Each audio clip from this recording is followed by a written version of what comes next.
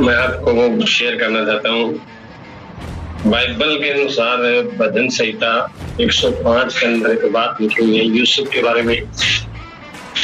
यूसुफ के जीवन के बारे में मैंने उत्पत्ति के अंदर बहुत बार पढ़ा था, बहुत बार सुना था। सिर्फ यही देख रहे थे कि यूसुफ जितना परमेश्वर में आगे बढ़ रहा था उतना परिस्थितियां उसे पीछे खींच रही थी। पर जब मैंने भजन संहिता में उसी बात को पढ़ा, अब समझ में आया कि काम यूसुफ का नहीं, काम परमेश्वर का है। बाइबल बताती है भजन संहिता 105 का 17 से लेकर 19 तक लिखा है, पर बाकी 19 में एक बात लिखी हुई है, वो मैं पढ़ना चाहता हूँ। जब तक कि उसकी बात पूरी न हुई तब तक यहोवा का वचन उसे कसौटी पर कसता रहा। मतलब हमें देखने में लगता है कि काम यूसुफ कर रहा था, उसके भाई उसको छोड़ रहे हैं, उसका परिवार उसको ठुकरा रहा है, और यहाँ तक कि जहाँ पर उसके भाइयों के साथ इतना अच्छा संबंध, उन्होंने उसे गड्ढे में डाल दिया। फिर उसे पोतीबार लेकर गया, पोतीबार लेकर जाने के बाद वहां पर भी बाइबल बताती है कि परमेश्वर उसके संग साथ रहा, पर उसकी पत्नी ने, पोतीबार की पत्नी ने उसको जेल में डलवा दिया। जेल में डालने के बाद फिर उसके बाद बाइबल कहती है कि उसको जेल में भी परमेश्वर ने अनुग्रह किया। जब जेल में अनुग्रह किया तो फिर उसके बाद जब उसको स्वप्न परमेश्वर ने दिखाया तो परमेश्वर ने फिरौन के मन को तैयार किया। तो हम 13 साल की उसकी लाइफ के अंदर एक बात देखते हैं कि उसने सिर्फ दुख देखे, परेशानियां देखी, चिंताएं देखी, पर सबसे बड़ी हैरानगी वाली बात है कि वो दुख परमेश्वर को दिखा नहीं रहा था, परंतु यूसुफ को एक तैयार कर रहा था।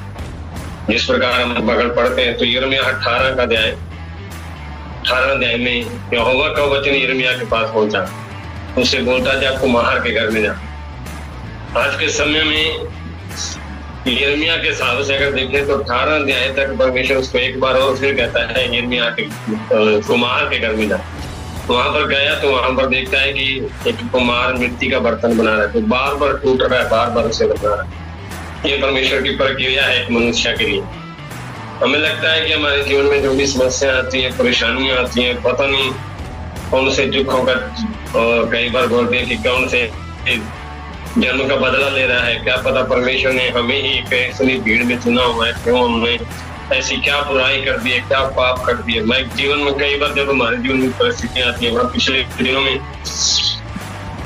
दिनों में जयपुर जाने से पहले कई ऐसी बातें आई जिसके अनुसार मेरे को कई सवाल उठाने पड़े।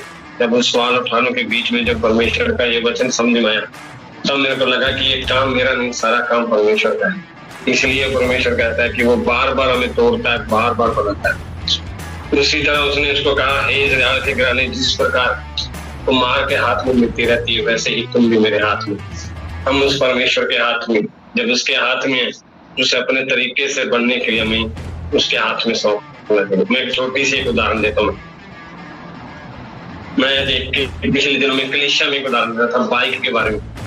हम जिस बाइक की मान के चलो, हमारे पास एक स्प्लेंडर बाइक है, उस स्प्लेंडर बाइक को हम चाहे कितनी जगहों पर ले जाएं, अलग अलग कंपनियों के अंदर ले जाएं, अलग अलग मिस्त्रियों के पास लेकर जाएं, वो ठीक तो कर देगा पर असली पार्ट नहीं डाल पाएगा।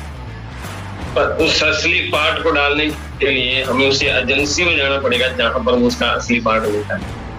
और जब उस असली पार्ट के पास जाएंगे तो जितना हमारे अंदर तो उस बाइक के अंदर कबाड़ पड़ा है, जब डुप्लीकेट सामान पड़ा है, वो सारा बाहर निकालेगा। इसी प्रकार परमेश्वर, हम जितने साल पुराने, मैं सोचता हूँ कि मैं अभी हुए 10 साल, मेरे को मसीह में 15 साल, उससे पहले मेरा जीवन डुप्लीकेट पार्टों में चल रहा था।